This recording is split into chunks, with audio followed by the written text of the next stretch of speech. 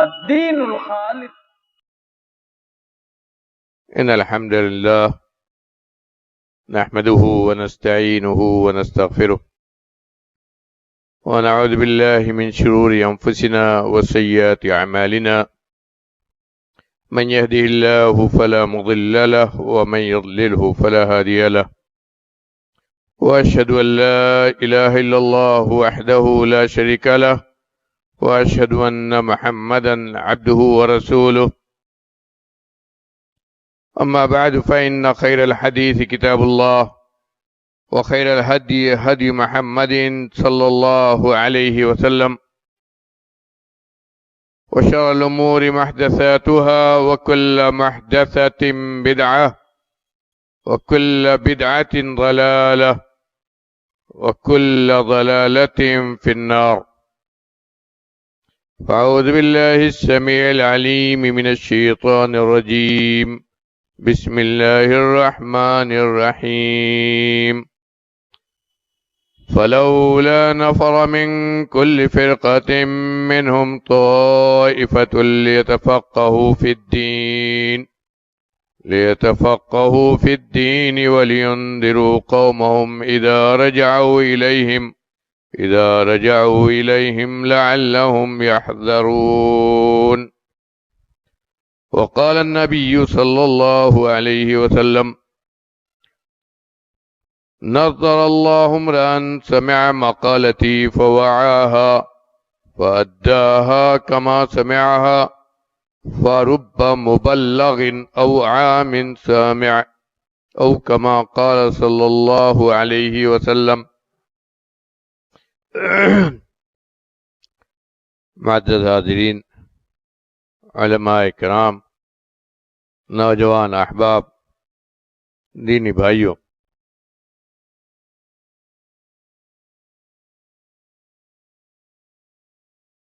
ہم مسلمانوں کا اس بات پر ایمان ہے کہ ہمارا دین، اس کی شریعت، اس کا قانون، زندگی گزارنے کے جو طریقے اور جو بھی تعلیمات اس میں ہیں، وہ سب اللہ رب العالمین کی طرف سے اتاری ہوئی، جن کو پیارے نبی جناب احمد مجتبی محمد مصطفیٰ صلی اللہ علیہ وسلم نے ہم تک پہنچایا ہے۔ آپ مبلغ، معلم، اللہ کے دین کو پہنچانے والے، لیکن جو باتیں آپ نے فرمائی دین کے تعلق سے، جو بھی باتیں آپ نے دنیا میں چھوڑی، جو عمل کا طریقہ آپ نے دیا، اسے ہم سنت نبوی کہیں یا اور کچھ کہیں، وہ سب اللہ کا مقرر کیا ہوا، اللہ کا بتایا ہوا۔ جو باتیں آپ کی ہیں وہ آپ کی نہیں بلکہ اللہ کی باتیں۔ اور جس طرح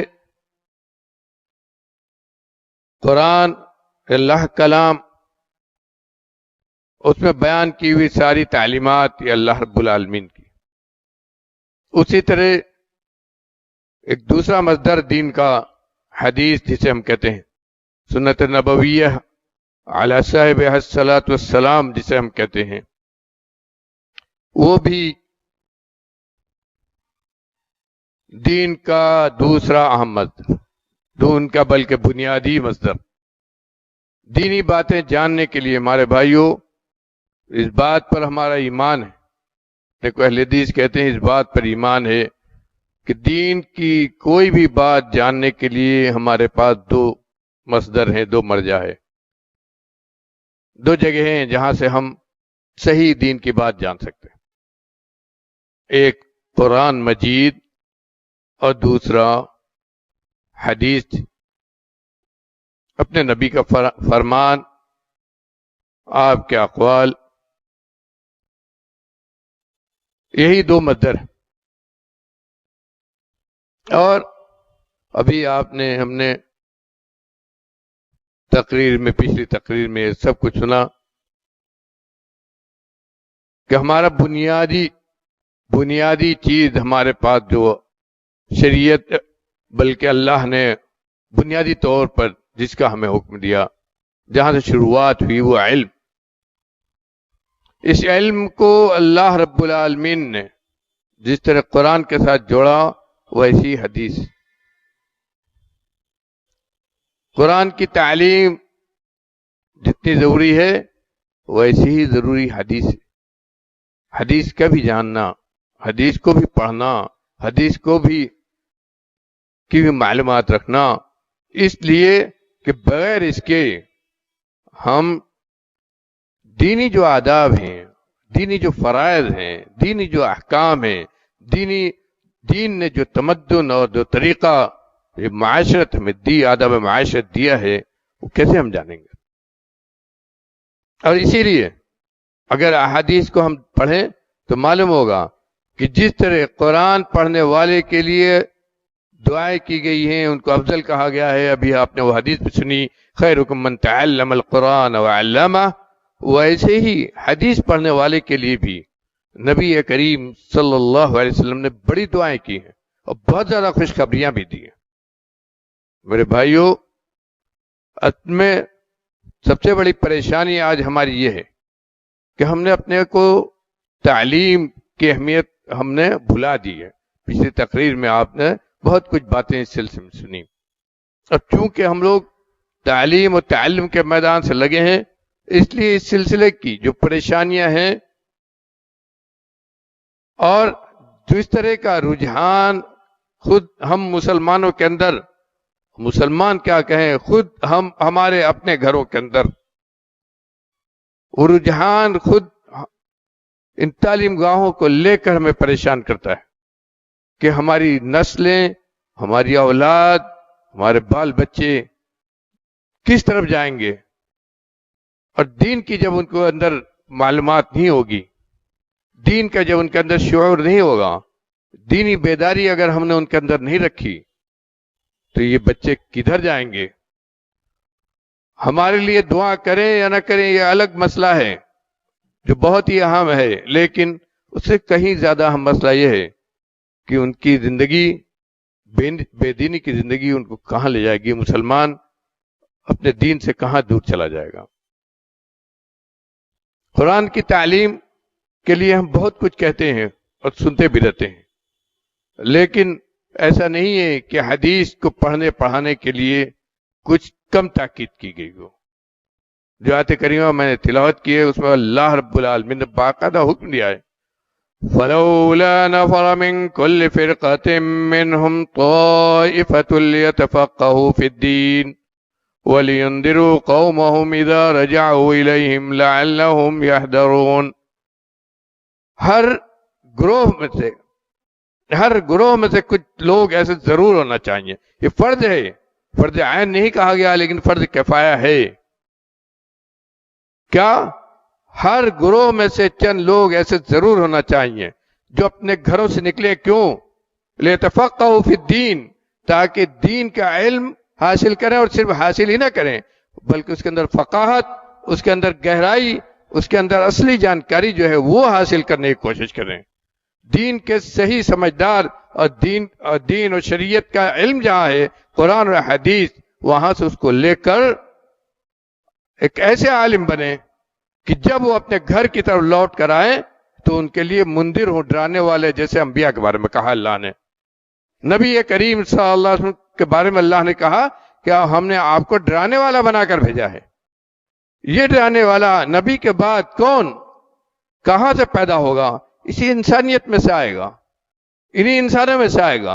انہی انسانوں میں پیدا کرنے کے لیے ڈرانے والا اللہ نے ایسے ہی بنانے کا حکم دیا کہ تمہارے میں سے ایسے لوگ ضروری ہیں کہ ہوں جو ان جگہوں پر جائیں جہاں قرآن و حدیث کا انہیں صحیح علم حاصل ہو، قرآن و حدیث کا صحیح علم حاصل کریں، پوری گہرائی کے ساتھ اس میں پوری گہرائی کے ساتھ اس کو حاصل کریں، پڑھیں، فقیہ بن جائیں، فقیہ بن جائیں.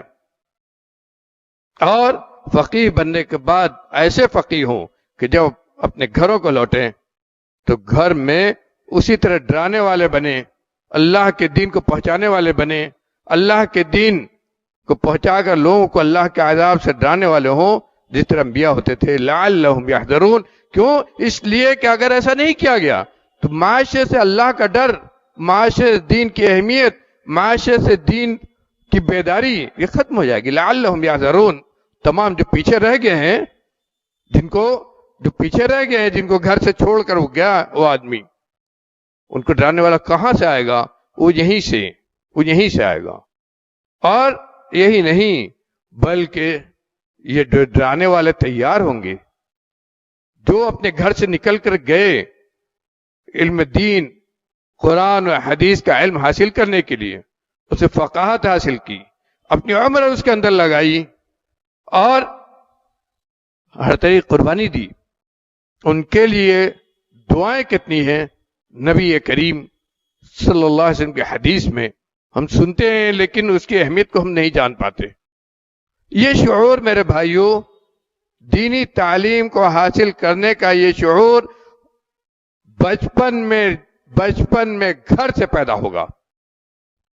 جب ہر طرف دنیاوی تہذیب، مادیت، دنیا داری ہر طرف چھائی ہوئی ہے، گھر کے اندر وہ گھسی ہوئی ہے، اس ایسے معاشرے کے اندر سے ہم ایسے افراد اور ایسے بچوں کو کہاں سے نکال سکتے ہیں جن کے اندر یہ احساس ہو کہ ہم ایک عالم دین بن جائے، جن کے اندر یہ احساس ہو کہ ہم وہ بن جائیں کہ ہم قوم کی اصلاح کرنے والے ہو جائیں، جن کے اندر یہ شعور ہو کہ ہماری ذمہ داری صرف کھانا پینا نہیں بلکہ ہماری ذمہ داری وہ ہے جو انبیاء علیہ السلام کو دی گئی تھی اور جن انبیاء علیہ السلام کا ہم کو وارث بنا دیا گیا۔ یہ کہاں سے پیدا ہوگا؟ یہ اس وقت پیدا ہوگا جب خود ہم اپنے بچوں کے لیے ہم بیدار ہوں اور بچوں کی بچپن ہی سے ماں اور باپ دونوں اس کو تیار کریں۔ آج کے اس معاشرے میں، آج کے جس ماحول میں ہم جیتے ہیں، جہاں ہم نے بچوں کو ہر طرح کی دنیاوی سہولیات دے رکھی ہے، کوئی آسان نہیں ہے کہ ہم بچے کو اس بات کے لیے تیار کریں کہ تمہیں ہم فلاں ہاسٹل میں ہم ڈال دیں گے، وہاں تم کو فلاں مدرسے میں تمہیں قرآن و حدیث پڑھنا ہے، تمہیں دنیا کے علم تو اپنی جگہ، اس سے زیادہ ضروری قرآن و حدیث کا علم حاصل کرنا ہے۔ اس کے لیے بڑے ہونے کے بعد بچے کو نہیں تیار کر سکتے، اس کے لیے بچہ اس وقت تیار ہوگا جب بچپن ہی سے ہم، چھوٹا ہے ابھی، اسی وقت سے ہم جب اٹھتا ہے تو اس کو دعاؤں پڑھنے کا شعور پیدا کر دیں، اٹھتا ہے تو اس کے کان میں قرآن کی آیتیں جاتی ہیں، اٹھتا ہے تو اس کے کان میں نبی کے حدیث کے الفاظ جاتے ہیں، اٹھتا ہے تو وہ پہلے اس کو یہ بتایا جاتا ہے کہ تم مسلمان ہو، مسلمان ہونے کے ناطے یہ صفائی، یہ ستھرائی، یہ نماز اور یہ چیزیں، یہ طریقہ، یہ اسلامی معاشرت، یہ ساری چیزیں یہ تمہاری اپنی، یہ تمہیں کرنا ہے۔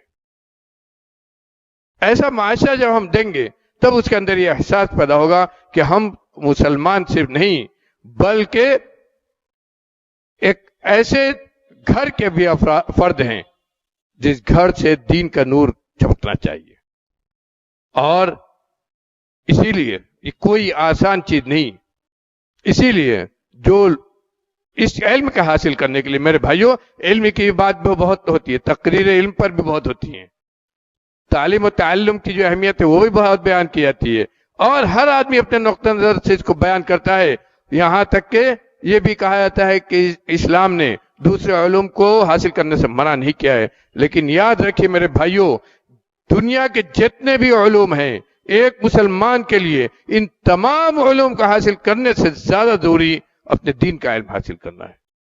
قرآن اور حدیث کے علم سے الگ کر کے ہم نے مسلمانوں کو، ہم یہ کہیں کہ پیچھے ہیں، تب بھی ہم نے اگر اپنے آپ کو دنیاوی علوم کے اندر لگایا ہے تو یاد رکھیے ہم نے دین کا سودا کیا ہے، یہ دین کا سودا ہے، اس لیے کہ دین کو ہم نے اپنے معاشرے سے دور کر دیا۔ میرے بھائیوں، ملاقاتیں ہوتی ہیں ہماری ایسے ایسے لوگوں سے، ایسے پڑھے ہوئے انٹلیکچوئل لوگوں سے جو بہت آگے ہیں انجینئرنگ لائن میں، ڈاکٹری لائن میں، دنیا کے علوم کے بہت سارے لائن میں، ایسے بھی ہیں جن کی کتابیں یورپ کی یونیورسٹیوں میں باقاعدہ سلیبس میں داخل ہیں، کیمسٹری اور فزکس وغیرہ کے سبجیکٹ سے، لیکن جب ان کے اندر دینی باتیں ان سے کی جاتی ہیں تو معلوم ہوتا ہے نماز پڑھنے کا طریقہ تک نہیں بتایا گیا گھر کے اندر. سورہ فاتحہ تو چھوڑیے، یہی نہیں معلوم ان کو. کتنے ایسے ہیں جو کہتے ہیں کہ ہمیں یہی نہیں معلوم کہ مسلمان ہونے کے بعد مسلمان کا مفہوم کیا ہے، کیا ذمہ داری، بڑے ہو گئے، سب ہو گئے، نماز بھی نہیں جانتے. کیوں؟ اس لیے کہ گھر سے وہ شعور ہی نہیں دیا گیا. ہم نے بچپن میں بچے کو بھیج دیا کانوینٹ اسکول میں، اور ہم نے سمجھ لیا کہ وہاں اس کو بہت اونچی تعلیم، وہاں سے ہم دھیرے دھیرے اس کو بہت اونچی تعلیم دیں گے. لیکن قرآن کا پڑھنا، دعاؤں کا یاد کرنا، اپنے اللہ اور رسول کو جاننا، اپنے دین کی معلومات رکھنا، یہ کہاں سے اس کو آئے گا؟ اگر ایسا ہم نے کیا تو اس کے لیے سائڈ سے دوسری چیزیں تیار کرنی پڑیں گی. اور حقیقت میں اللہ رب العالمین کیا بشارت دینی علوم حاصل کرنے والوں کے لیے نہیں ہے. اللہ رب العالمین کا جو بشارت ہے وہ علم دین، قرآن اور حدیث کا علم حاصل کرنے والے کے لیے ہے. اور کتنی بڑی بشارت ہے، کتنی بڑی بشارت ہے. اس حدیث کو سنیے، اور اس حدیث سے پہلے اس حدیث ہی میں جو واقعہ وہ سنیے. حدیث اور حدیث کا علم نبی کریم صلی اللہ علیہ وسلم کے فرامین، جن کو ہم حدیث کہتے ہیں، نبی کریم صلی اللہ علیہ وسلم کی حدیث کا علم، یہ کتنا اہم ہے. اس کو صحابہ کرام نے سنا، وہ جانتے تھے کہ قرآن یہی اصل ہے. اس قرآن کی تفسیر نبی کریم صلی اللہ علیہ وسلم کی زبان سے نکلے ہوئے الفاظ اور آپ کا عمل. اگر ہم صحیح دین کو جاننا چاہتے ہیں تو آپ کے جس طرح قرآن کی حفاظت ہمیں کرنی ہے، اسی طرح اس علم کی حفاظت کرنی، جسے حدیث اور علم حدیث کہتے ہیں. اور اسی لیے جس طرح انہوں نے قرآن کی حفاظت کی، اس کو اپنے دلوں کے اندر محفوظ کیا، اس کو لکھا، اسی طرح حدیث کو بھی، حدیثوں کو بھی انہوں نے اپنے دلوں کے اندر محفوظ کیا اور اپنی آنکھوں میں اس کو بسایا اور اس کو لکھا بھی. ایسے بھی صحابہ تھے، ایسے بھی صحابہ کرام تھے جو حدیث نبی کو لکھا کرتے تھے. یہ نہ سمجھیے کہ لکھا نہیں آتا تھا، ان کے ہاں لکھنا پڑھنا نہیں تھا. قرآن جس طرح وہ لکھتے تھے اور خود نبی کریم صلی اللہ علیہ وسلم لکھواتے تھے، اسی طرح حدیث نبی جو ہے اس کو بھی وہ سن کر یاد بھی کرتے تھے، لکھتے بھی تھے، اور نبی کریم صلی اللہ علیہ وسلم نے لکھوا کر دیا بھی ہے صحابہ کرام کو. یہ سب حدیثوں کے اندر موجود ہے. اور اسی لیے آپ کے انتقال کے بعد خود صحابہ کرام نے اس حدیث کو سننے اور سنانے کا باقاعدہ انتظام کیا. اس میں دو رائے نہیں کہ قرآن کی حفاظت کے لیے اللہ رب العالمین نے باقاعدہ ذمہ داری لی. قرآن کے اندر آیت نازل کی، انا نحن نزلنا الذکر وانا لہ لحافظون، کہ ہم نے قرآن کی حفاظت کی ذمہ داری لی ہے. لیکن اسی طرح اللہ رب العالمین نے احادیث نبویہ، نبی کریم صلی اللہ علیہ وسلم کے جو الفاظ، آپ کے اقوال اور آپ کی سنتوں کو محفوظ کرنے کے لیے بھی پوری ایک ایسی جماعت صحابہ کرام کی تیار کر دی تھی، جنہوں نے احادیث نبویہ کو محفوظ کیا. اور ایک ایک حدیث کو وہ سنتے تھے.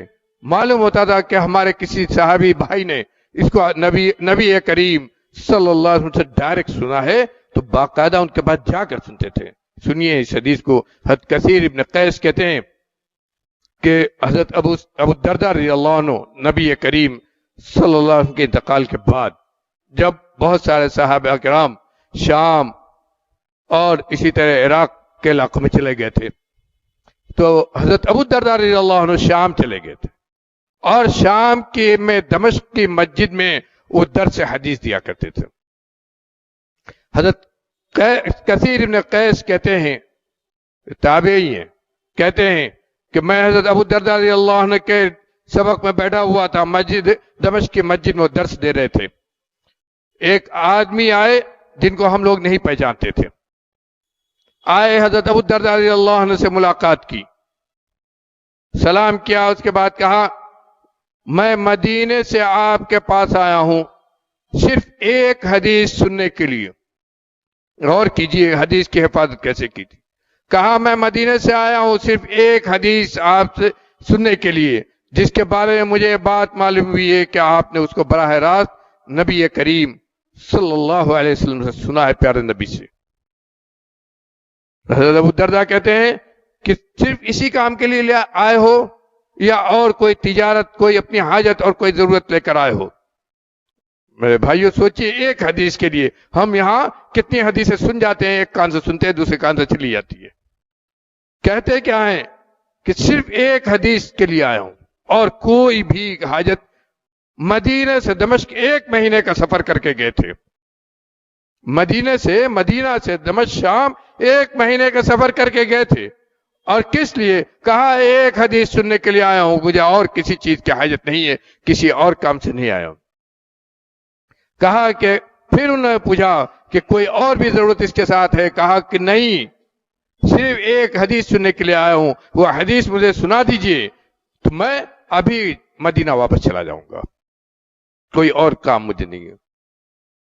کہتے ہیں وہ حدیث کیا تھی؟ انہوں نے کہا کہ سنو، جس حدیث کے تم طالب ہو اور جس حدیث کو سننے کے لیے مدینہ سے یہاں آئے ہو، اس حدیث میں تمہارے لیے کتنی بڑی بشارت ہے، کتنی بڑی خوشخبری ہے نبی کریم صلی اللہ علیہ وسلم کی طرف سے.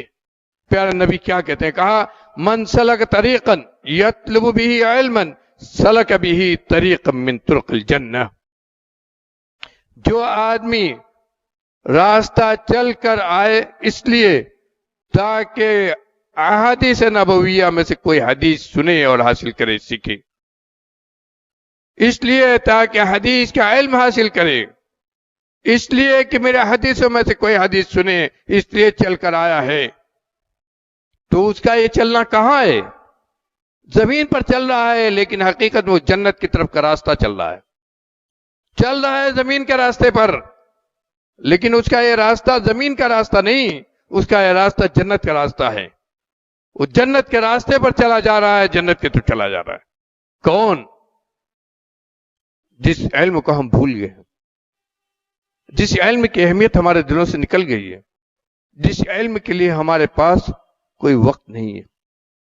اس علم کو حاصل کرنے کے لیے میرے بھائیوں، اس علم کو جمع کرنے کے لیے، اس علم کو حاصل کرنے کے لیے صحابہ کرام ہی نہیں، ان کے بعد تابعین، تبع تابعین، ائمہ دین اور محدثین نے پوری زندگی لگا دی.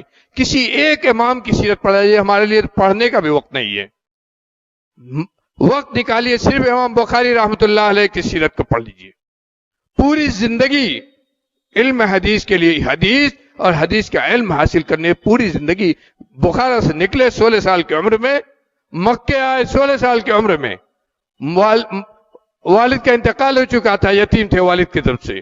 ماں اور بھائی، بڑے بھائی لے کر آئے مکے، اور مکے میں اس لیے آئے تھے کہ حج کریں گے. حج کرنے کے بعد معلوم ہوا کہ یہاں ائمہ حدیث کا بہت سارے ائمہ حدیث ہے، یہاں مجموعہ ہے ائمہ حدیث کا. یہاں تو رکے، اور ان کی ماں نے، بھائی نے چھوڑ دیا کہ جاؤ حدیث پڑھو.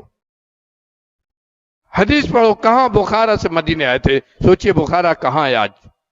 اور وہاں سے مکے آئے تھے حج کرنے کے بعد یہیں رہ گئے، اور اس کے بعد اپنے گھر واپس نہیں گئے.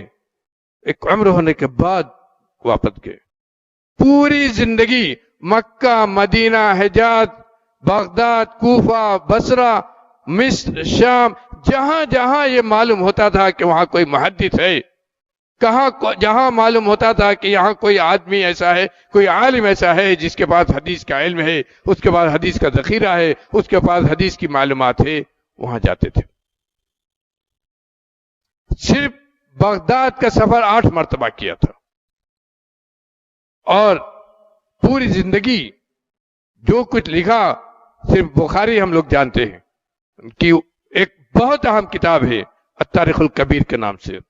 وہ کتاب ہے جس میں انہوں نے حدیث نقل کرنے والے راوی جو ہوتے ہیں ان کی معلومات اکٹھا کی. حدیث جو روایت کرنے والے راوی ہوتے ہیں اس کو بھی ہمارے علماء نے اسلاف نے ایک علم کے طور پر مدون کیا ہے، ایک علم کے طور پر لکھا ہے، جمع کیا ہے. یہ وہ علم ہے جس کے بارے میں باقاعدہ آج بھی پورا یورپ اس بات کا اعتراف کرتا ہے کہ یہ علم پوری دنیا میں کسی کے پاس نہیں ہے. قرآن اور حدیث کو ہم تک منتقل کرنے والے جو روات ہیں، جن کے ذریعے، جن راویوں کے ذریعے یہ اللہ کا یہ علم ہم تک پہنچا ہے، جن کو ہم راوی حدیث کہتے ہیں، جن کے ذریعے قرآن کی تفسیر ہم تک آئی ہے، ان کا علم، ان کے بارے میں معلومات، کون راوی کہاں کا ہے، کس جگہ کا ہے، اس کا نسب نامہ کیا ہے، اس کے والد کا نام کیا ہے، اس کا نام کیا ہے، اس کے والد کا نام کیا ہے. اگر صرف اس کی کنیت معلوم ہے تو حقیقی نام اس کا کیا ہے، اس کا نسب نامہ کیا ہے، کس قبیلے سے وہ ہے، کس جگہ اس نے سفر کیا ہے، کتنا علم حاصل کیا ہے، کتنی اس کی یادداشت تھی، کتنا وہ ایماندار تھا، کتنا وہ نمازی تھا، یہ سارا کا سارا اس علم الروایہ کے اندر، علم الرجال کے اندر لکھ ڈالا ہے. اور اسی پر امام بخاری کی کتاب ہے تاریخ الکبیر، جس کو ان کے استاد، جب انہوں نے اپنے استاد اسحاق ابن راہوے کے سامنے ایسے رکھا تھا، دیا تھا ان کے ہاتھ میں کہ لکھا ہے میں نے، اور اس کو کب لکھا تھا؟ 18 سال کی عمر میں چاند کی تاریکی، چاند کی روشنی میں بیٹھ کر لکھا کرتے تھے، چاند کی روشنی میں بیٹھ کر لکھا کرتے تھے امام بخاری رحمۃ اللہ علیہ. سوچئے کہ یہ علم ہمارے پاس کتنی محنت سے آیا ہے. اور جب انہوں نے اس کو پیش کیا تھا تو ان کے استاد اس کو اٹھا کر کہتے تھے دیکھو یہ جادو ہے، یہ جادو، یہ جادو ہے جو ہمیں حدیث کی صحیح پہچان دے رہا ہے کہ جو حدیث کا مجموعہ ہمارے پاس ہے اس میں کیا صحیح ہے اور کیا ضعیف ہے.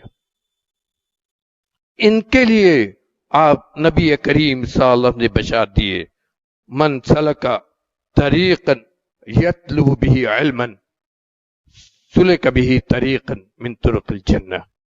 اور یہی نہیں ہے، کیا ہے، کتنی بڑی آپ نے کہا، جو آدمی اس راہ میں اپنی زندگی لگاتا اور کھپاتا ہے، جو آدمی اس راہ میں اپنی زندگی لگاتا کھپاتا ہے کہ قرآن کا علم محفوظ ہو جائے، حدیث کا علم محفوظ ہو جائے، نبی کریم صلی اللہ علیہ وسلم کی احادیث اگلی نسلوں تک صحیح طور پہنچ جائے، نبی کریم صلی اللہ علیہ وسلم کو فرمان صادق ہو جائے، تسمعون ویسمع منکم ویسمع من الذین تسمعون من، کہ تم سن دو. صحابہ سے آپ نے کہا تھا، پیشین گوئی ہے آپ کی کہ صحابہ سے کہا تھا کہ تم میری زبان سے حدیثیں سن رہے ہو، میرے بعد وہ لوگ آئیں گے جو تم سے سنیں گے، اور اس کے بعد وہ لوگ آئیں گے جو ان کے بعد سے سنیں گے. اور یہ سننے سنانے کا حدیث اور قرآن کو سننے سنانے کا یہ سلسلہ اللہ رب العالمین قیامت تک جاری رکھے گا، تاکہ یہ دین اس سرزمین پر ایسی باقی رہے. اس کو باقی رکھنے کا اللہ نے سلسلہ بنایا ہے، یہ ہماری آپ کی طاقت نہیں ہے. اللہ نے گارنٹی لی ہے کہ یہ دین اس وقت تک باقی رہے گا جب تک یہ سورج اور چاند باقی رہے گا. تو اس کو باقی رکھنے کے لیے اللہ رب العالمین نے یہ سلسلہ بنایا کہ اس دین کو حاصل کرنے والے، دنیا جتنی بھی خراب ہو جائے، اس دین کو حاصل کرنے والے رہیں گے. اور ان سے بڑا خوش قسمت جو لوگ اس میں لگے رہیں گے، ان سے بڑا خوش قسمت کوئی نہیں ہوگا. کیوں؟ آپ نے آگے فرمایا وَإِنَّ الْمَلَائِكَةَ تَضَعُ أَجْنِحَتَهَا رَدًا لِطَالِبِ الْعِلْمِ وَإِنَّ فَضْلَ الْعَالِمِ عَلَى الْعَابِدِ كَفَضْلِ الْقَمَرِ لَيْلَةَ الْبَدْرِ عَلَى سَائِرِ الْكَوَاكِبِ. فرشتے اپنا پر پھیلاتے ہیں طالب علم کے لیے. یہ سائنس اور ٹیکنالوجی والوں کے لیے نہیں کہا ہے، طالب علم کے لیے، یعنی علم قرآن اور علم حدیث کو حاصل کرنے والے جو طلبہ ہیں اس لیے پڑھتے ہیں تاکہ اللہ کا دین محفوظ ہے اس زمین پر. ان کے لیے جو اپنی زندگی وقف کرتے ہیں دنیا کے لیے نہیں، جو اس لیے نہیں پڑھتے ہیں کہ یہ علم حاصل کر کے دنیا کے مالدار ترین بن جائیں گے، ڈاکٹر بن کر اپنی دنیا سنبھال لیں گے، اس لیے نہیں. وہ اس لیے قرآن و حدیث کا علم پڑھتے ہیں تاکہ معاشرے کی اصلاح کریں گے. لِيُنذِرُوا قَوْمَهُمْ إِذَا رَجَعُوا إِلَيْهِمْ لَعَلَّهُمْ يَحْذَرُونَ، ان میں سے ہوں گے. ان کے لیے نبی کریم صلی اللہ علیہ وسلم فرماتے ہیں کہ فرشتے، اللہ کے فرشتے ان کے لیے اپنا بازو پھیلاتے ہیں، فرشتے بازو پھیلاتے ہیں. اور یہی نہیں، ایک عالم کا مقام اللہ کے ہاں ایک عابد سے اتنا ہی زیادہ ہے۔ عالم کی فضیلت عابد پر ایسے ہی ہے جیسے 14ویں رات کا چاند تمام تاروں کے اوپر۔ جب 14ویں رات کو چاند نکلتا ہے تو تارے نظر نہیں آتے، غائب ہو جاتے ہیں، نظر نہیں آتے کہیں۔ کہا ایسے ہی عالم کا مقام ہے عابد پر۔ عابد اگر عالم نہ ہو تو غلو میں ہو سکتا ہے بہک جائے، عبادت اس کی بدعت کی طرف چلی جائے، عبادت اس کی غلط طریقے پر چلی جائے۔ لیکن اگر وہ عالم رہا، علم حدیث اس کے پاس رہا، قرآن کا علم اس کے پاس رہا، اللہ کی معلومات اس کے پاس رہی، تو وہ اپنی عبادت میں بھی نہیں بھٹکے گا جس طرح اپنی دنیا میں نہیں بھٹکے گا۔ علم کی ہے کو عبادت پر فضیلت دی گئی۔ عبادت جس کا مقام، جس کا اجر ثواب اللہ کے اتنا ہے، اس پر علم کو فضیلت دی گئی کہ عابد کو، عالم کو عابد سے زیادہ اللہ کا اجر ثواب ملے گا۔ اور یہی نہیں، کیا فرمایا آگے، کیا فرماتے ہیں؟ وَإِنَّ الْعَالِمَ لَيَسْتَغْفِرُ لَهُ مَنْ فِي السَّمَاوَاتِ وَمَنْ فِي الْأَرْضِ وَكُلُّ شَيْءٍ حَتَّى الْحِيتَانِ فِي جَوْفِ الْمَاءِ۔ اور یہی نہیں، ایک عالم کے لیے، ایک عالم کے لیے اللہ کی تمام مخلوقات جو آسمانوں میں ہے اور جو زمینوں میں ہے اور زمین کے اندر ہے اور جو دریاؤں سمندر میں ہے، یہ سب کی سب استغفار کرتی ہے۔ صرف دعا نہیں کہا، استغفار کرتی ہے۔ ہر انسان سے غلطی ہوتی ہے، ہر انسان سے گناہ ہوتا ہے۔ آپ کے گناہوں کے لیے مغفرت کہاں طلب کی جاتی ہے؟ آپ اپنے کو نہ یاد کر پائیں، اپنے گناہوں کو نہ یاد کر پائیں، لیکن آپ کے گناہوں کی مغفرت تمام اللہ کی مخلوقات کرتی ہے، چاہے وہ آسمانوں میں ہو اور چاہے زمینوں میں ہو اور چاہے وہ سمندر کے نیچے مچھلیاں ہو، سمندر میں مچھلیاں ہو، وہ سب کے سب دعائیں کرتی ہے۔ اور پھر اس عالم کا مقام کیا ہے؟ ان العلماء ورثۃ الانبیاء وان الانبیاء لم یورثوا درہما ولا دینارا وانما ورثوا العلم۔ اس کے بعد جو بات کہی ہے بہت اونچا مقام علماء کا بنا دیا ہے۔ ہم لوگ میرے بھائیوں علماء کی ذمہ داریوں کو یاد کراتے ہیں، لیکن یہ بھول جاتے ہیں کہ علماء کا مقام اللہ نے کیا بنایا ہے، علماء کا احترام ہمیں کس طرح کرنا چاہیے، ایک عالم کے ساتھ ہمیں کس طرح پیش آنا چاہیے، ایک عالم کی بات کو ہمیں کس طرح لینا چاہیے، یہ ہم بھول جاتے ہیں۔ اور یہ بھی بھول جاتے ہیں کہ اگر ہم نے اپنے بچے کو عالم بنا دیا تو وہ ہمارے لیے کتنا بڑا ذخیرہ آخرت بنے گا۔ ابھی آپ نے ایک چھوٹی سی بات سنی ہے، حقیقت میں وہ عالم، وہ لڑکا جس کو عالم آپ نے بنایا ہے، وہ لڑکا جسے قرآن آپ نے سکھایا ہے، وہ پکڑ کر لے کر جائے گا آپ کو جنت کے اندر۔ حدیث میں ہے نبی کریم صلی اللہ علیہ وسلم فرمایا کہ ایک ماں باپ کو جنت میں ان کے عمل سے بہت اونچا درجہ دیا جائے گا۔ وہ پوچھیں گے کہ پروردگار عالم اس درجے کا تو میں مستحق نہیں تھا، کہاں سے اس کا میں مستحق بن گیا؟ تو کیا وہ ان کو جواب دیا جائے گا؟ ان کو جواب یہ دیا جائے گا کہ تم نے اپنے اولاد کو جو علم دیا تھا، جو سکھایا تھا، جو تعلیم دی تھی، ان کی دعاؤں اور ان کے علم کی محنت کی برکت سے تمہیں یہ درجہ، یہ اولاد کی برکت سے ملے۔ کب؟ جب اولاد کو واقعی ہم دیندار ہی نہیں بلکہ اللہ کے دین کا نگہبان، اللہ کے دین کو پھیلانے والا ہم بنا دیں گے۔ اس چیز کے چونکہ علم دین کی حیثیت ہمارے یہاں ختم ہو چکی ہے۔ میرے بھائیوں بہت خراب لگتا ہے جب میں یہ بات کہتا ہوں، علم دین کی حیثیت ہم نے ختم کر دی ہے، اس لیے کہ دین کی حیثیت ہمارے یہاں باقی نہیں رہی ہے۔ دین کو اٹھا کر کہیں ایک سائڈ میں رکھ دیا ہے۔ جب ضرورت پڑی، نکاح شادی کا بیاہ شادی کا موقع آیا، نکاح پڑھانا ہوا تو بھائی اس کو دینی اعتبار سے ہو جانا چاہیے۔ جنازے کا موقع آیا تو دینی اعتبار سے ہو جانا چاہیے، اس کی جنازے نماز ہونا چاہیے۔ لیکن ہماری زندگی کہاں جاتی ہے؟ زندگی کے اوقات کو ہم کہاں گزارتے ہیں؟ زندگی کے اوقات کے اندر ہمارا دین کہاں ہے؟ اس کو ہم نے کب تلاش کیا ہے؟ کب سوچا ہے ہم نے اس کو کہ زندگی کے اندر ہم نے اپنے دین کو کب جگہ دی اور کب اس کو کوئی حیثیت دی ہے؟ اور جب ہم نے خود حیثیت نہیں دی ہے تو اپنے اولاد کو کہاں سے سکھائیں گے ہم، اور کہاں سے اپنے اولاد کو بنائیں گے؟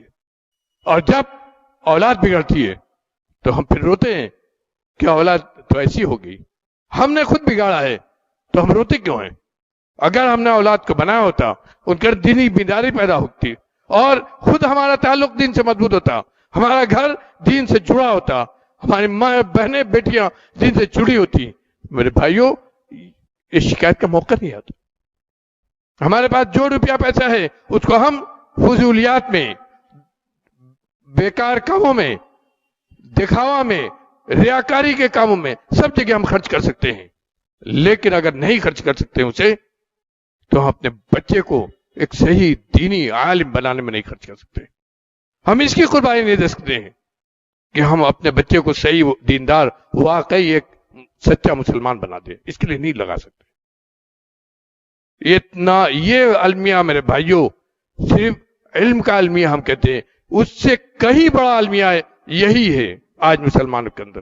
اگر اپنی دینی ذمہ داری کا احساس ہمارے اندر پیدا ہو جائے، مسلمان ہونے کے ناطے اللہ نے ہمیں جتنا بڑا ذمہ دار انسان بنایا ہے اس کا احساس ہمارے اندر پیدا ہو جائے تو خود بخود اس بات کا بھی احساس ہوگا کہ ہم اپنے لڑکے کو اپنے گھر نہ بیٹھائیں بلکہ گھر سے نکال کر اسے جس طرح ایک اچھا عالم بنائے اسی طرح ایک اچھا ڈاکٹر، ایک اچھا انجینئر اور ایک اچھا دنیاوی علم کا جاننے والا بھی بنائے۔ دونوں چیزیں چھوٹنے کی بڑی وجہ یہ ہے کہ ہم نے اس ذمہ داری کو نہیں سمجھا ہے اپنے اولاد کے تئیں جو ذمہ داری اللہ نے دی۔ یہ اصل میں حقیقت ہے، حقیقت اصل میں یہ ہے۔ ہم نے صرف یہ سمجھا ہے کہ گھر ہمارا آباد ہو جائے، گھر میں خوب پیسہ ہو جائے، گھر کے اندر کا سکون ہو یا نہ ہو لیکن باہر سے نظر آئے کہ بہت اچھے لوگ۔ یہ عجیب سا یہ احساس ہمارے اندر آ گیا، لیکن یہ ہم بھول گئے کہ اس ذمہ داری کو اٹھانے والے کو اللہ نے کتنا اونچا مقام دیا ہے، نبی کا درجہ دے دیا ہے۔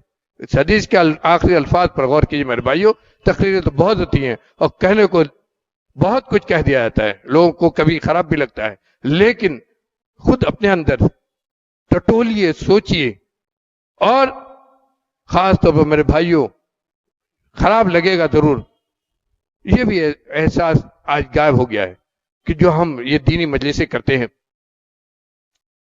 دینی پروگرام ہم کرتے ہیں، کرنے والے تو اپنا اجر ثواب لے جاتے ہیں، اللہ کا شکر ہے، انشاءاللہ ان کا اجر کبھی نہیں ضائع ہوگا، لیکن جن کو سنانے کے لیے پروگرام کیا جاتا ہے کہ ان کے اندر دینی بیداری پیدا ہو، ان کا کیا حال ہوتا ہے، ان کا کیا حال ہوتا ہے، ان حاضریوں سے بھی اندازہ لگائیے اور اس سے بھی اندازہ لگائیے کہ ہمارا اپنا دینی ذمہ داری کا جو احساس ہے وہ ہمارے اندر کتنا ہے۔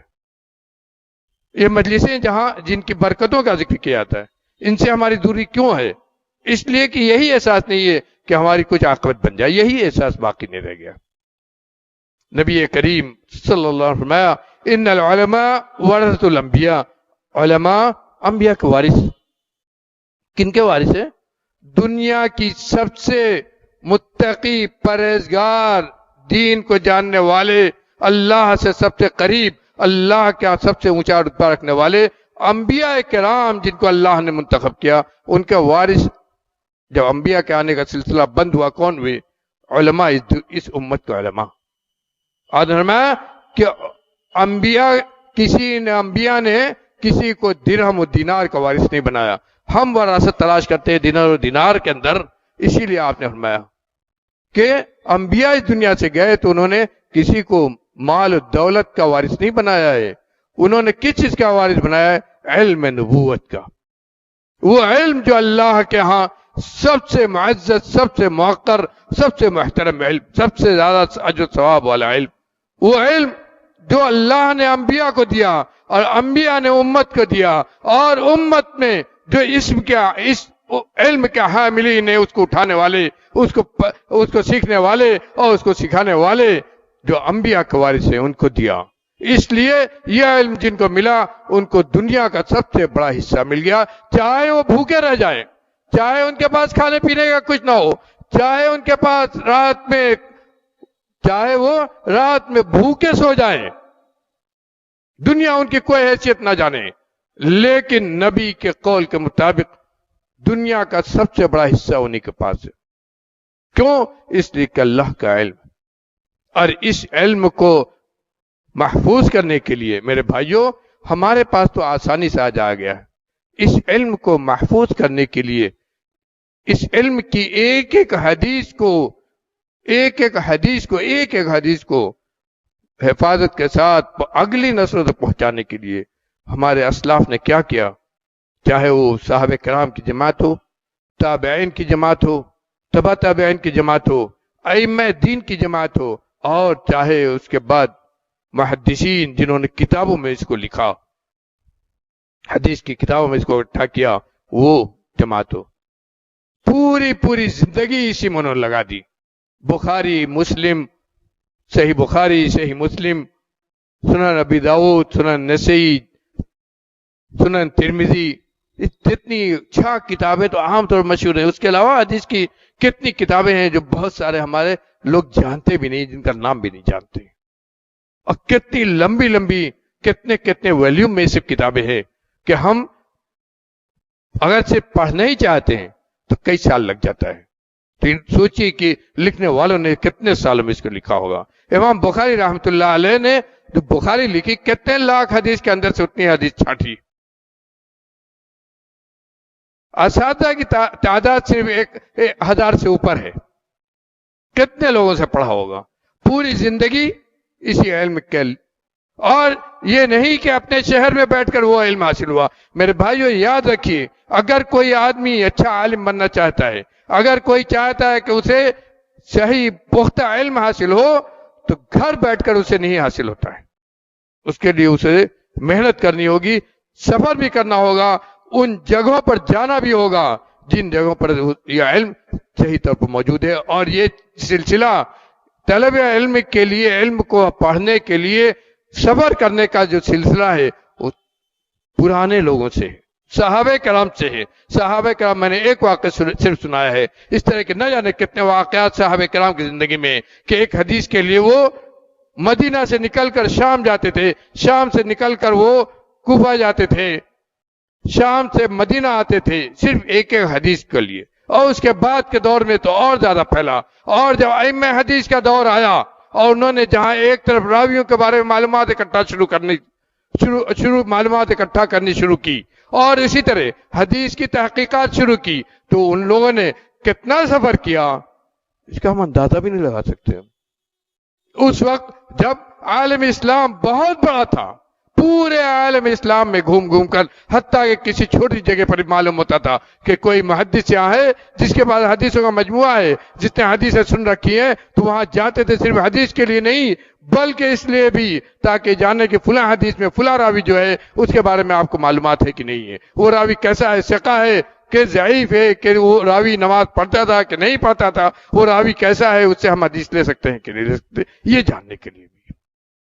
اور اسی لیے امام بخاری رحمۃ اللہ علیہ کی جو تاریخ الکبیر ہے، اس میں انہوں نے راویوں کے بارے میں جو لکھا ہے، ایسے ہی ہم لوگوں کی طرح نہیں لکھ دیا ہے کہ فلاں آدمی کا ہے، بلکہ سند کے ساتھ، باقاعدہ سند کے ساتھ لکھا ہے کہ فلاں جگہ میں گیا تو فلاں کی سند سے فلاں کے بارے میں ہم نے معلومات دی کہ فلاں کا نسب یہ ہے، فلاں کا نام یہ ہے، ان کے والد کا نام یہ ہے، ان کے گھر قبیلے کا نام یہ ہے، اور اس کے بعد انہوں نے علم کے لیے کہاں کہاں سفر کیا ہے اور کس طرح علم حاصل کیا ہے۔ اتنی محنتیں کی ہیں انہوں نے۔ ان محنتوں کے بعد یہ دین ہمارے پاس آیا، یہ علم، حدیث کا جو علم ہے، حدیث کا جو علم ہے، اور حقیقت میں اپنے کو ہم اگر اہل حدیث کہتے ہیں تو اس علم سے ہمیں جوڑنا، یہ ہماری، ہم سب کی ذمہ داری ہے، اس کا جو معاملہ ہے، اور یہ کتنا ضروری ہے۔ امام سفیان ثوری رحمۃ اللہ علیہ فرماتے ہیں، اس قول پر غور کیجئے، جن لوگوں نے اپنے آپ کو حدیث کے لیے وقف کیا، ان کی سوچ کیا تھی۔ کہتے ہیں کہ مجھے نہیں معلوم کہ دنیا میں، یعنی اس وقت بھی ایسا نہیں تھا کہ یہی علم تھا، کہتے ہیں کہ علم حدیث سے افضل بھی کوئی علم ہے اس دنیا میں، مجھے نہیں معلوم۔ علم حدیث سے افضل کوئی علم ہے اس دنیا میں، مجھے نہیں معلوم، اس لیے کہ یہ وہ علم ہے جو آدمی اس علم کو اللہ کی خوشنودی حاصل کرنے کے لیے پڑھتا ہے، محنت کرتا ہے، حاصل کرنے کی کوشش کرتا ہے، جس کے لیے وہ اپنا دن اور رات لگاتا ہے، اپنی عمر کا خیال نہیں کرتا ہے، اپنی جگہ کا خیال نہیں کرتا ہے، صرف اللہ کو راضی کرنے کے لیے اس علم کو حاصل کرنے کا لگاتا ہے، تو اس کے لیے جنت کی بشارت دی جاتی ہے۔ اس ایسے علم سے افضل علم کون ہوگا؟ کہتے ہیں کیوں ایسا ہے؟ کیونکہ یہی وہ علم ہے جس کا ہم میں سے ہر آدمی محتاج ہے۔ کس چیز کے لیے؟ جس سے وہ سیکھے گا کہ کیسے کھانا کھائے، جس سے وہ سیکھے گا کہ کیسے پانی پیے، جس سے وہ سیکھے گا کہ کیسے اپنے گھر کے اندر رہے، جس سے وہ سیکھے گا کہ اس کے اپنی عام زندگی کیسی ہو، اور جس سے وہ سیکھے گا کہ کیسے وہ اپنے اللہ کی عبادت کرے، کیسے نماز پڑھے، کیسے روزہ رکھے، کیسے حج کرے اور کیسے زکات دے۔ جہاں یہ علم اس کو عبادتوں کا طریقہ سکھائے گا، وہیں یہ علم اسے یہ بھی سکھائے گا کہ کیسے اپنے نبی کے طریقے پر چلتے ہوئے اپنی عام زندگی کو گزارے، اٹھنا بیٹھنا چلنا پھرنا کھانا پینا رہنا سہنا، دن اور صبح اور شام کے مشغولات و معمولات، یہ سب کیسے اس کے ہوں، وہ اسی علم سے اس کو حاصل ہوگا۔ اس لیے اس علم سے افضل کچھ بھی نہیں ہے۔ ضروری نہیں کہ ہر آدمی بہت بڑا عالم بنے، لیکن یہ ضروری ہے کہ علم حدیث میں سے اتنا ہر آدمی جانے اور سیکھے جس سے اس کے اندر دینی بیداری پیدا ہو، اور وہ دینی طریقے پر اپنی زندگی، اپنے گھر کے اندر کی بھی زندگی گزارنا سیکھے۔ یہ واجب ہے، فرض ہے ہر آدمی کے اوپر۔ علامہ عبدالبر رحمۃ اللہ علیہ نے اپنی کتاب میں بھی باقاعدہ علماء کے اقوال سے اس بات کو ثابت کیا ہے۔ فرض ہے، چاہے ہم اس کو بھول جائیں، جیسے بہت سارے فرائض ہم بھولے ہوئے۔ فرض ہے ہر آدمی کے اوپر کہ سیکھے وہ کہ نبی کی سنتیں گھر کے اندر زندگی گزارنے کے لیے، کھانے پینے اور ہر موقع پر نبی نے جو طریقہ اپنایا تھا اس کو ہم جانیں، تاکہ ہمارا طریقہ نبی کے طریقے پر ہو۔ اس سے کیا ہوگا کہ ہمارے اندر اپنے دین سے لگاؤ پیدا ہوگا، دین کا شعور پیدا ہوگا۔ ہم یہ جانیں گے کہ مسلمان ہوتے ہوئے ہمیں زندگی گزارنے کا کیا طریقہ اپنانا ہے۔ میرے بھائیوں، کہنے کو تو بہت کچھ ہے، لیکن سوچئے کہ ہمارے جو اسلاف تھے وہ کیا سوچتے تھے اس علم حدیث پر۔ امام سفیان ثوری ایک بات اور کہتے ہیں، بہت بڑی بات ہے، کہتے ہیں الملائکہ حراس السماء واصحاب الحدیث حراس الارض۔ چھوٹا سا جملہ ہے، ان کے علم حدیث کا جو مقام تھا اور علم حدیث کو حاصل کرنے والوں کا جو مقام تھا، ان کی جو ذمہ داری تھی اور ہمارے دین کے تئیں اس کا جو مقام، اسی کے پیش نظر رکھا کہ فرشتوں کو اللہ نے آسمانوں کی حفاظت پر لگایا ہے، وہ آسمانوں کے محافظ، آسمان کی حفاظت کرتے ہیں۔ اس سرزمین پر زمین کی حفاظت کرنے والے کون ہیں؟ اصحاب الحدیث، محدثین، وہ لوگ جو حدیث کی حفاظت کرتے ہیں، جو علم حدیث کو حاصل کرتے ہیں تاکہ نبی کے فرمان کی حفاظت کر سکیں، تاکہ نبی کی سنتوں کو زندہ کر سکیں، تاکہ وہ علم جو نبی کا علم ہے وہ علم اس دنیا میں باقی رہے، وہ علم اس دنیا میں پھیلے۔ یہ لوگ اس زمین کے محافظ ہیں، اس زمین کی حفاظت کرنے والے، کیونکہ یہ زمین اسی وقت تک باقی رہے گی جب تک یہ قرآن اور یہ حدیث اس سرزمین پر باقی رہے گا۔ میرے بھائیو، میں اپنی طرف سے نہیں کہہ رہا ہوں، خود نبی نے کہا ہے، جب اللہ کا نام لینے والا کوئی نہیں بچے گا تبھی قیامت قائم ہوگی۔ اس سرزمین پر جب قرآن و حدیث نہیں باقی رہے گا، یہ زمین نہیں باقی رہے گی۔ اس زمین کو باقی رہنے والے، اس زمین کی حفاظت کرنے والے، اس کو باقی رکھنے والے کون لوگ ہیں؟ وہ لوگ جو علم قرآن اور علم حدیث حاصل کرتے ہیں، اس کے لیے اپنی زندگی لگاتے ہیں۔ اور اسی لیے امام احمد نے حنبل کے اس قول پر غور کر دیجیے۔ یہی میں اپنی بات ختم کروں گا، اور التجا آپ لوگوں سے ہے کہ صرف سنیے نہیں، اپنے گھروں کو اللہ کے علم کے نور سے منور کرنے کی کوشش کیجیے۔ شاید کس طرح ہمارا گھر اللہ کے نور سے منور ہو کر ہمارے جنت کا انتظام کرے، دنیا کی جنت نہیں بلکہ آخرت کی جنت ملے۔ کیا کہا ہے امام احمد حنبل نے؟ جو آدمی من يعدم اصحاب الحدیث یکون معدما فی عین رسول صلی اللہ علیہ وسلم۔ جو آدمی محدثین کی حدیث پڑھنے والے، حدیث پڑھنے والے اور حدیث کا علم حاصل کرنے والے، حدیث سے اپنے آپ کو جڑا رکھنے والوں کی تعظیم، اکرام، توقیر کرتا ہے۔ جو آدمی محدثین کی تعظیم کرتا ہے، اور صرف وہیں تک یہ نہیں رہے گا بلکہ اس علم سے جو لوگ بھی جڑے ہیں، اس کے لیے محنت کرتے ہیں، اس علم کو حاصل کرتے ہیں، ان کی تعظیم، تو وہ نبی کی آنکھوں میں معظم ہوں گے۔ ان کی تعظیم کہاں ہوگی؟ نبی کے آنکھوں میں وہ معظم ہوں گے، تعظیم ہوگی ان کی نبی کے آنکھ میں، کیونکہ یہ وہ علم ہے جس کی سب سے زیادہ تعظیم نبی کی ہے۔ اس علم کے لیے جو لوگ اپنے آپ کو لگائیں گے وہ نبی کی آنکھوں میں معظم ہوں گے، اور جو لوگ نبی حدیث کی علم حدیث حاصل کرنے والوں کی تحقیر کریں گے، حدیث اور حدیث کا علم کو پڑھنے پڑھانے والوں کی تحقیر کریں گے، وہ نبی کی آنکھوں سے گر جائیں گے۔ کیا کہا؟ وہ نبی کی آنکھوں سے گر جائیں گے۔